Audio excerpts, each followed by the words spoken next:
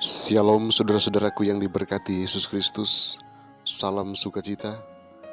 Saat ini kita akan merenungkan kebenaran firman Tuhan.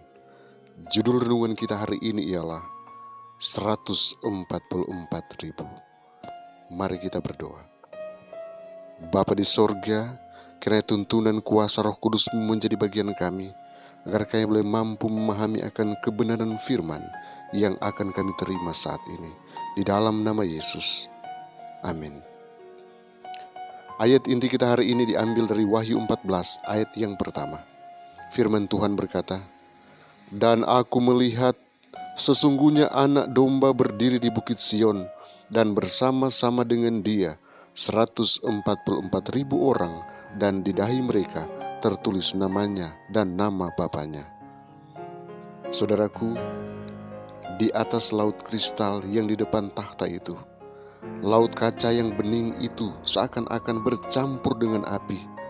Begitu berkilau-kilau dengan kemuliaan Allah, berhimpunlah rombongan yang telah mengalahkan binatang itu dan patungnya dan bilangan namanya. Wahyu 15 ayat yang kedua. Mereka berdiri bersama anak domba di bukit Sion, memegang kecapi Allah bersama 144.000 orang yang ditebus dari antara manusia.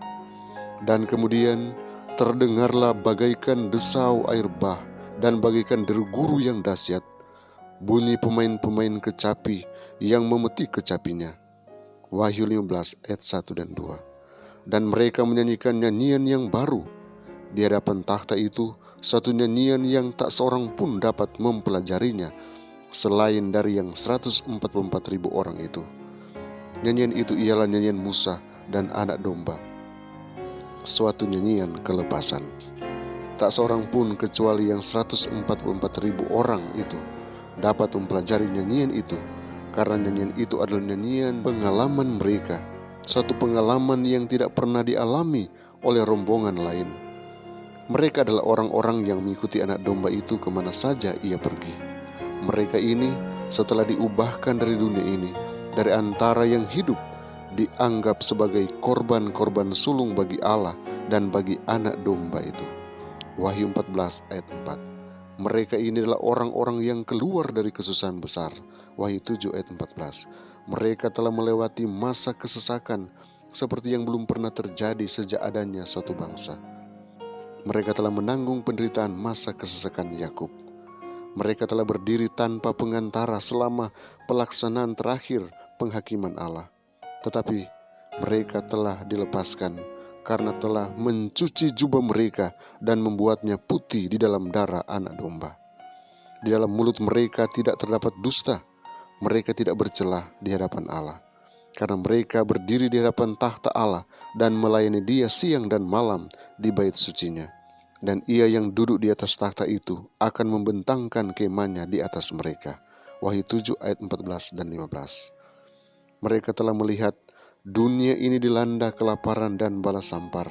Matahari berkuasa menghanguskan manusia dengan panasnya yang hebat, dan mereka sendiri telah menanggung penderitaan, kelaparan dan dahaga.